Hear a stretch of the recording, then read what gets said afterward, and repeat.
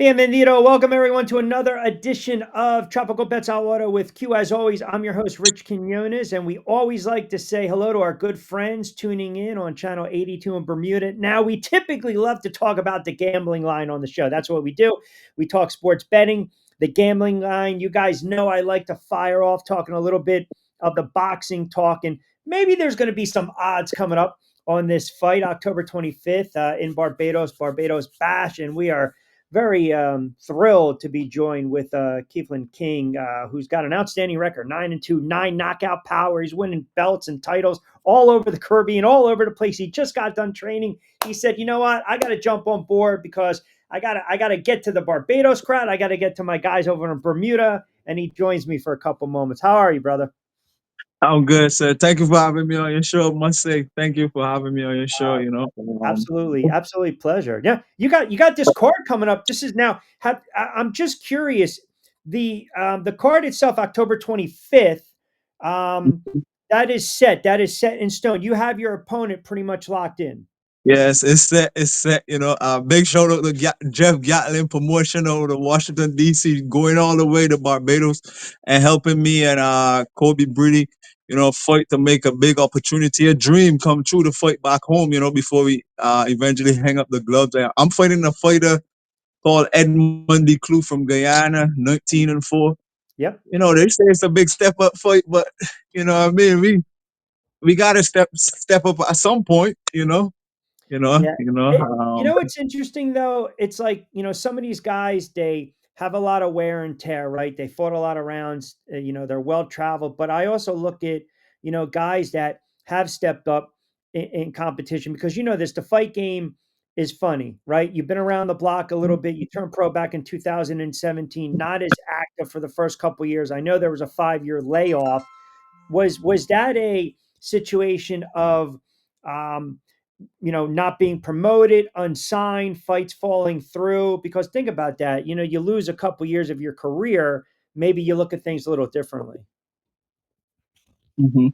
So sorry about that. A call came through the same time. I'm so busy, I didn't fully hear the question. Tell them Yeah, not I to just call trying you to right ask now. You're something. talking boxing. How about so I You know. mentioned when you turned pro and then you had a couple years layoff. What was that Uh huh. contributed to?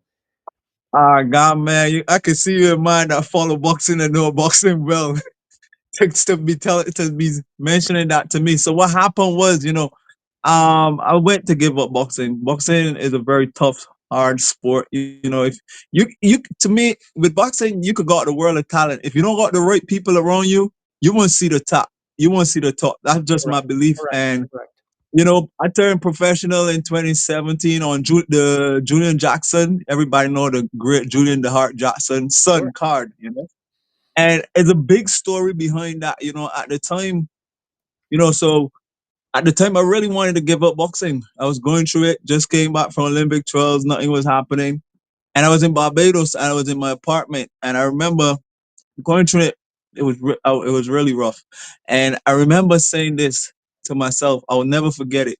I was in my apartment, me alone, and I said, God, I said, man, you're gonna have to show me how real you is. I really want to do this boxing thing, and nothing is happening. You gotta show me if you exist. I want a phone call from somebody. I need to fight. I need to fight this month or next month. That's the only Right. way I Right. can Right. believe in Right. you. Right. Show me that you're real. And then I was walking, going to the supermarket to the mini mart to get some stuff. I'll never forget it.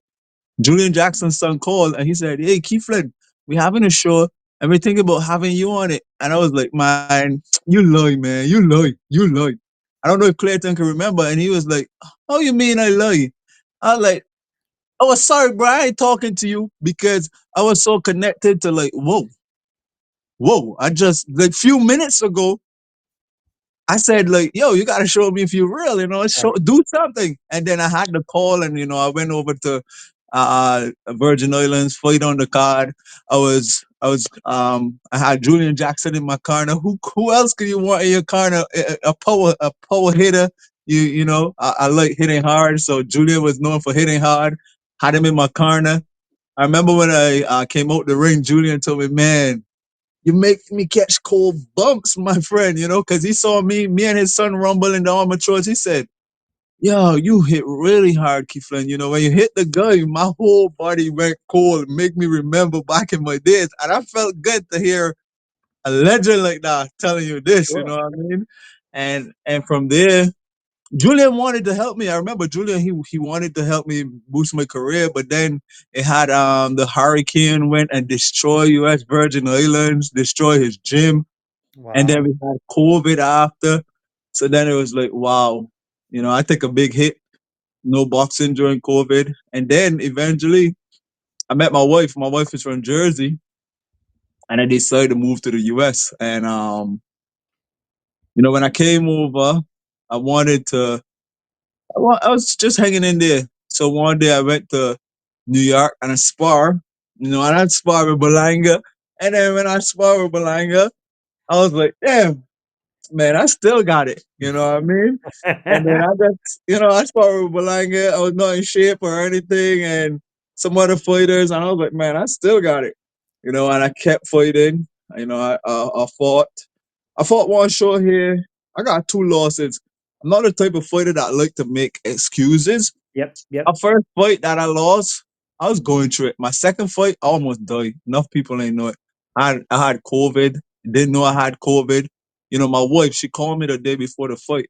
And she said, you don't sound right. You need to pull out the fight.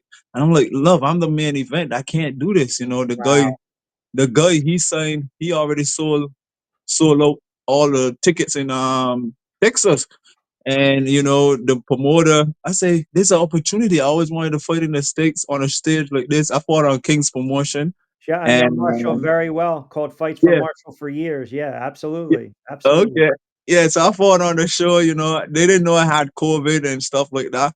And the day before the fight, you know, my coach that I worked with for the fight, he said, man, if it's one thing, man, I go war with you any day because man, you were so sick. I didn't even know you're that sick. You know, and I came to Texas, I was like 175 and I had to be 160.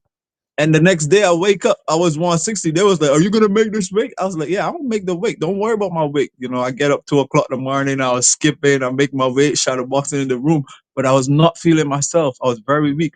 I had a friend call from Canada. He was that's gonna be on the making a debut on the card too. He was like, bro, you don't sound right at all. So I was like, man, I know. After the fight, nobody know. I was in the back of the room, coughing blood and everything. Wow. That's how bad COVID had me. But I didn't make no excuse, you know. Right. You know, at some point, I hope that me and the guy could fight again. Hopefully, after I fight for this belt, you know, That that somewhere that down the second line. loss that second loss was Jorge Tovar, right? Second Yes, loss was sir. yeah. Yes, sir. I mean, I would love to do it again. Me and Tovar again at some point. Definitely. What You know, happened in your first loss? I am curious because you had 3 fights under your belt. You were knocking everyone out. You were 3-0, and then you fought William Townsville 4 rounds. Is that just kind of one of those fights where it happens sometimes? You get a debut. man, I'm gonna tell you, man. Being in America, so I was training here in Washington D.C. with Barry Hunter, right? And I never really tell anybody this, you know, and I never really explain it to Barry Hunter. But I did. I don't know if you know Lamont Peterson. Of I really course. explained it to Lamont Peterson, and he was the man in my corner that night. Every fighter, like not every fighter, but most people, if you got somebody like Lamont Peterson in your corner at the time, you're gonna be like, feel, yeah, I'm the man. But like I told Lamont after, you know, a year, like few months after the fight, I said, man, I know you're the man. I look up to you and everything, champ. But my confidence, my spirit was down that night so much because the person that I wanted to be in my corner was not in my corner, and that was Barry Honda. You know what I mean? He was not there in my corner. You know, it had Olympic trials going on in the US, and you know, he went out there with the amateur guys, and I just felt down the night, and it take the best of me, you know. And Yeah, then yeah, and then with Tovar, I had COVID. You know, the man that what's his name? I don't know if you know James Barkley. of He course. worked for right. He personally told me when I told him, man, because he's who got me to fight with Tovar. He saw me sparring in Philly and he came up to me. He said, "Guy, you can fight." He said, "I got this guy. I want you to fight. You're gonna be the favorite." I said, "I don't care who he is, who favorite. I'm ready." But you know, I got infected with COVID along the way, and it turned out how it turned out. But I use that to motivate me each and Sure. every day. You know what I Yeah. mean? I use it to motivate me because I know, man, I've been around a long time. It's been tough. I've been to Olympic trials, Commonwealth Games, so No, listen, I'm hanging in there. you listen, you're well traveled, but you also know, you know, um, sometimes the expression "it's getting late early," right? 37, Hmm. you wanna keep being active and more Yep, active and more yep, active and get rounds under your belt.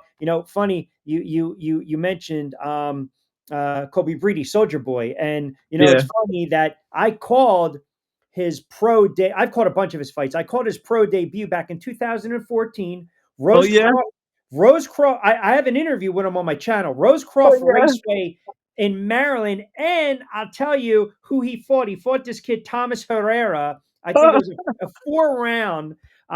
He's Okay. yeah, Breedy's what 17-1. He's from Yes, Bridgetown, Barbados. yes, sir. Yeah, he Yeah, the main thing. yeah, that's fantastic. So this card itself, October 25th. From what I gather, not a lot of fights that have taken place over the years in Barbados. No, boxing, coming up as a kid, Barbados has got a lot more boxing. And I used to be like, damn. And that's one reason I never give up because I always wanted to fight at home, coming up watching guys like Sean Terry Cox, that was our Olympian. Then we had another Olympian called Marcus Thomas. Just watching these guys as a little kid doing their thing. And I'll be, Junior Greenwich, he fought Pascal in the amateurs. I used to be like, man, I want to be like them. I want to fight. So I use that to motivate me every time I think about giving up. I'll be like, man, I didn't fight at home yet, so I'm nowhere close. Even I'm gonna be fighting at home, I still not gonna give up. You know what I mean? Yeah. Well, they say one of the most the most the one of the famous, right, but I think was more or less coming out of Guyana was the Barbados Joe Walcott. Joe Walcott. Yeah. Uh, I'm not familiar with Joe Walcott, I must From say. Barbados, right? World Welterweight champ, but this is back in the early um 1900s, right? I mean, Okay. and I think at the time, like the late 1800s, he was born in British Guyana and then migrated to um Barbados. But Okay. you guys have a rich history though from so many different sports. That's why I think this card Mm-hmm. is significant because obviously it's going to have that feel, that juice, that flavor, so to speak, and it's an opportunity for maybe people in the states or overseas who really don't know about some of these fighters to get a close up look at Yeah. them and Yeah. then follow them and kind of follow and watch their careers grow. So it's a good opportunity, and if you have a good showing, you're right, it could catapult including the other fighters on the card Yep. to bigger things, right? Because you want to get some of these regional belts. You want to be able to fight for certain belts. We were talking before we came on the air that you know Mm-hmm. some belts they're just not going to have these fights in the Caribbean, in the Yep. islands, on the islands Yep. in Yep. Barbados. Yep. Because for instance, like we said, the Fika box was really made for the Caribbean. But if the Caribbean not promote having no fights, they're not gonna leave Exactly. the belt to keep dust. I mean to catch dust. Yeah. So they I gotta I'm make other I'm people wondering fight if for them. it's just I wonder if it's just more of a not a logistic or just maybe from a political thing or having to deal with the commissions over there because even in the States, this as well as I do, some Mm-hmm. commissions are just goofy. They're Yep. just goofy. Like Yep. it's tough if you're going out of state or you're going overseas and you're fighting somebody, you're losing a couple rounds right there. You can't let it Mm-hmm. get to the scorecard. So I always think it's interesting when guys fight on different soil, how that fight plays out because they know they never want to leave it up to the judges.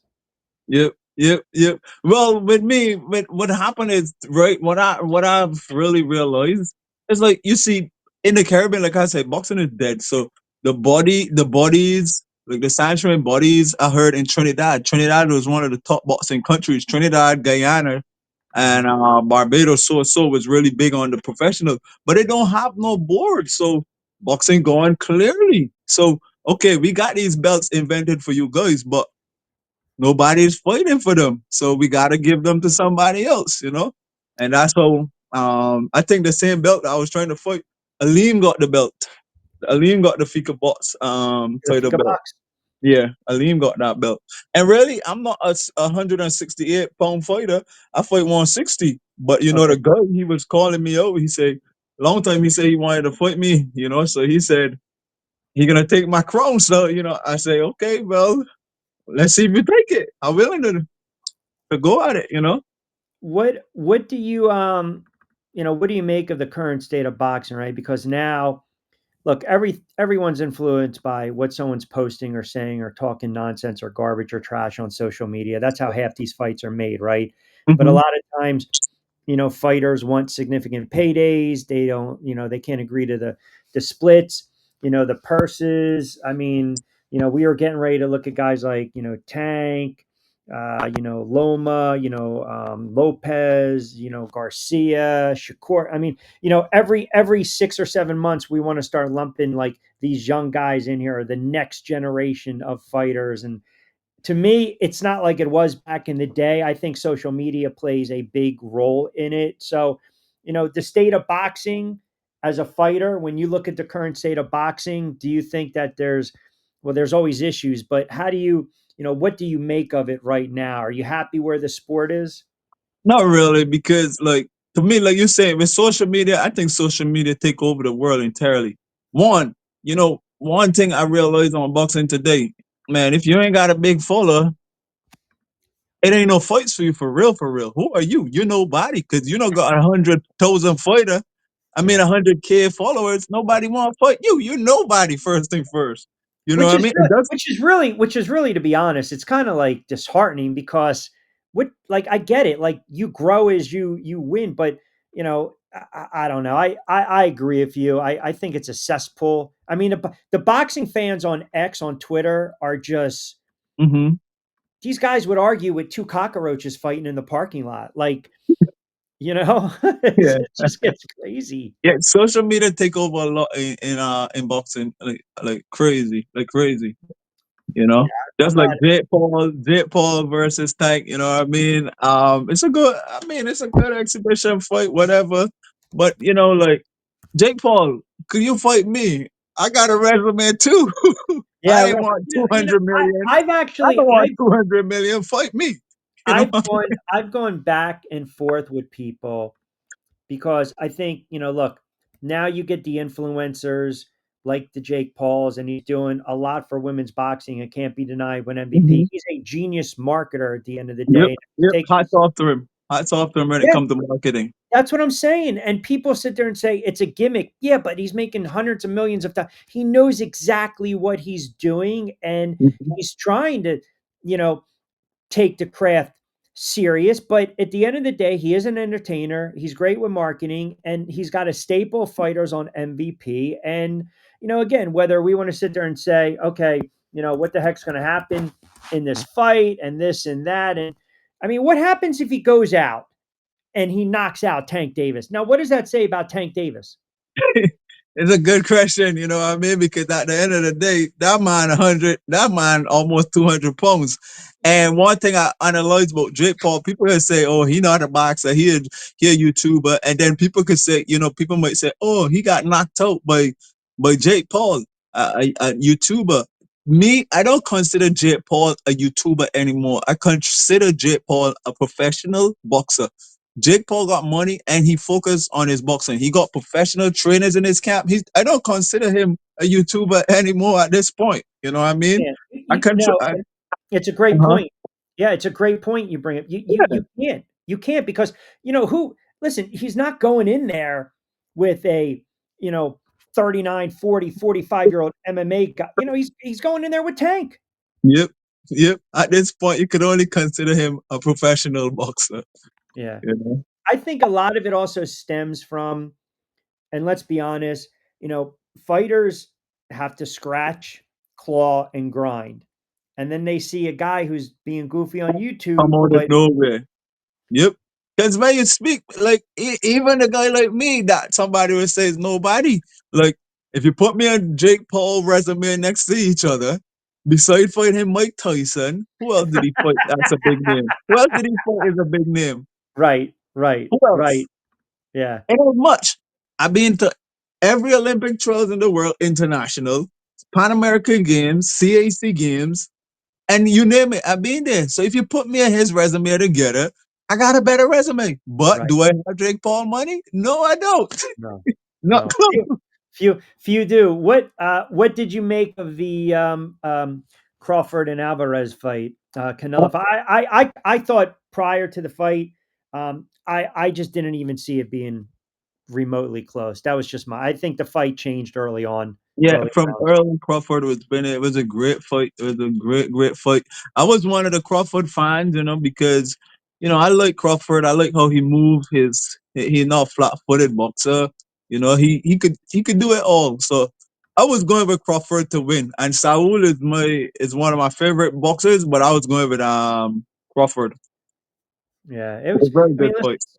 these. They say there's levels right to this game, and Hmm. Crawford. I mean, who knows? Is he going to fight again? Is he going to retire? I mean, Can I answer that? I'm gonna answer it. I think Crawford's gonna fight again. Somebody asked me why you say that. I said I think Crawford gonna go to middleweight after this, and I already hearing rumors that I told somebody that on the night of the fight. I think he's gonna go to 160, and then as you can see, his quote saying, one of his quotes saying, "Man, we need 100 million because we achieve everything." Like I was telling one of my friend today, about 2 days ago, Kobe. I was telling Kobe, he was saying the boot fight can't happen. Crawford not studying boots. I said, bro, let me tell you something. Crawford in the best boxing shape in his life right now. Believe it or not. Don't mind Crawford is 38. He's in the best boxing shape of his life, and he would fight boots. Reason I think he would fight boots because money talk. Bullshit what? Sorry, well, let excuse me my ask you a language. question though. Sticking to Boots for a second, because obviously he's in my backyard Mm-hmm. in Philly, and I know you mentioned you sparred and Mm-hmm. trained in Philly as well, and Mm-hmm. reside in the states obviously now. I, everyone looks at that fight the other day, and I'm like, how? I understand the fight game. I've called fights for years. You take care of business. He took care of business in the first round, but like, okay, I walk away thinking what? Like, it does my opinion change of Boots Ennis? I already know he's a exceptional fighter, and you got to Mm-hmm. fight who's in front of you. But and I know sometimes fights aren't made. Now, do I sit there and say that's the knockout he needed? Right? He Uh-huh. leveled up in class. I kind of thought this fight was going to go 2, 3 rounds at best. Me personally, I don't know the guy, and I think at Boots level he shouldn't be fighting. Don't get me wrong. I think you know coming out of the moving out to 54, I think you should come up and fight like the Charlo or even the Erickson Lubin. Some people I saw come up with that today on social media where Lubin was talking about even coming and fight him, and somebody say, you wouldn't even last 2 rounds with Boots. Oh, come on, man. Lubin is a good fighter. He's not a Well, bad he's got fighter. he's got he's fighting Virgil Ortiz Jr., so Yeah, we'll see, yeah. right? Lubin is not a bad fighter, but hopefully we could see Boots against one of them big boys like Canelo, not Canelo, the 54. What we just call his name, Lubin or the Mhm. Charlo. Hopefully we Yep. can see Boots against one of them before you think about going to Crawford. You Yeah, I mean, know. listen, it's and that, again, that fight, that was his, I think the targeted fight in 2026 is gonna be him against Virgil Ortiz Jr. That's a good fight too. That's a good fight. I think so, it just makes sense, Yeah, right? that's a But good fight. if the fights aren't there, they can't be made. A fight that I would also like to see is him versus Keith Thurman. A lot of people say Keith Thurman washed up, but trust me, he only got one loss. So how could you call him washed up? Yeah, well, and Thurman, I've interviewed Keith. I love Keith Thurman because Keith Uh-huh. Thurman he talks in first person. It's Keith, Keith, Keith, right? So, but he had so many after the Pacquiao fight in 19, I believe. He obviously we dealt with the COVID, had the layoff, fought Mario Barrios, then came back and I think fought Brooke Jarvis. But that was after a 3-year layoff. Now he's got the fight coming up. I think it's a week after your fight, Yeah. Well, no, I Fundora, think right? it's postponed. It's postponed until next year because Fondura pulled out. He got hand injury. Yeah, yeah, yeah, yeah, yeah, yeah, Yeah. yeah, yeah, yeah, yeah, yeah, yeah, Yeah, I yeah, think yeah, it's yeah. 15. Injured, Yeah, yeah, so yeah, yeah, Sebastian got injured. You're right, you're yeah. right, But it going right. to another card, I think is in January, You're maybe right, or you're right, yeah. December. Yeah. I forgot about that, which stinks because I like Keith Thurman. I liked his style. I think he's got that charisma. Um, but yeah, I mean, it just stinks. I mean, you get a fighter that's dealing with a lot of injuries, right? Hand Yeah, surgery, torn yeah, bicep. a lot of injury. That's what Yeah. Keith Thurman don't fall. I like both fighters, I like to see Keith back on track, you know what I mean? I would like to see him win. Charlo versus Spence is not Charlo versus Spence. To me, I don't think that fight should have happened at this point. See that two of the guys was laid off for so long. I think Yeah. they should be working their way back up. Because I would like to see Boots against one of those guys also. Mm. Even the Spence, but if the one that lose gonna go down a bit, that's how boxing operating Of now. course. Of So course. if let's say Spence lost, then then you're not gonna hear about Spence for a little bit. You know. Yeah. And So you got the Spence, fight again, Tropical Bets Ahora. We are on channel 82 in Bermuda, also on my YouTube channel on X, Rich Q on Q. Keithland King, kind enough to join us. His record, I mean, the record 9-2, 9 knockouts, all these accolades all over the place. October 25th, Barbados Bash. What do we expect to see from you? well, I'm like I say, I'm looking for a knockout. What fighter? It's funny because when I ask fighters, "Are you looking for For a the knockout. knockout?" They dismiss it, and now you come on and you I'm basically looking just for a knockout. you're looking for Listen, a man. I'm from small. Like I said, Julian Jackson was one of my favorite. Not was one of my favorite fighters. I like knockouts. Just like my boy Kobe. I've been telling him for years, like, bro, you know. You gotta knock him out. He'd be like, but my coach say to work on this. I say, I understand your coach say to work on this, my boy. But knockout. 17 fights with no knockouts is not gonna sell you. It's not gonna get No, you it's no not. way. You know what I mean? And he's starting to understand me a lot now. No, you do an interview with him and you ask him, what do you want in Barbados? Man, a knockout. It's what sells. That's what sells. Yeah, You know, listen, years ago I was training with Austin Trout and I sparred with Austin Trout ago. And he told me, he did help sponsor me for the 2016 Olympic trials. I felt bad that I didn't get in after he helped me out. But it's life. And he told me, like, I remember he telling me one day, he said, yo, King, you're gonna be one of them fighters, right? 10 fights, 10 knockouts. 12 fights, 12 knockouts. You know, I don't hit myself. I never hit myself. That's probably the first time. Everybody say I hit hard. I never like really, like even being around Barry Hunter, he would say, man, you just don't believe in your power, bro. You got mad power. sometimes Everybody, you gotta let but the hands go. You gotta let them go. yeah, yeah. So no, I'm starting like everywhere I go, people said he hits hard, but I never like really believe I hit as hard as they. I think they were just trying to hype me up. But lately, I realized, like, yeah, I do hit hard. Everybody, last week I did some sparring in New York, and I was sparring this kid, and he told his coach, the power is real, and I Yeah. say, I heard him saying it. So I was like, yo, bro, it's telling you to believe, bro. Everywhere you go, world champion. And I was sparring. I almost got in the Olympics in 2016 in Argentina. And I remember just before I went out to the Olympic trials, Lamont called me, Lamont Peterson, he called me aside. He said, bro, let me tell you something, right? If you could take a shot from the average person that's going to be in the trials, just remember, they can't take a shot from you, bro. You hit different. And when you believe in your shots, you're gonna see a different, bro. And I went out there, and I went out with there with that in my head. I remember hitting a guy to the body, boom, from Panama. He dropped, couldn't get back up, Yeah, so seems like the power is real, and we both to find out October 25th. Well, I'll say this in closing. I saw the YouTube or the IG clip. What did you mention? Because the fighters from Guyana, you mentioned something about water. Yeah, well, it's funny.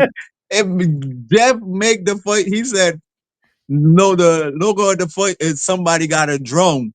Because the guy, he said to me that I'm not ready, he been fighting longer than me in the pros. So he said he gonna take me to the deep waters. So, we Ah, went to okay. Barbados.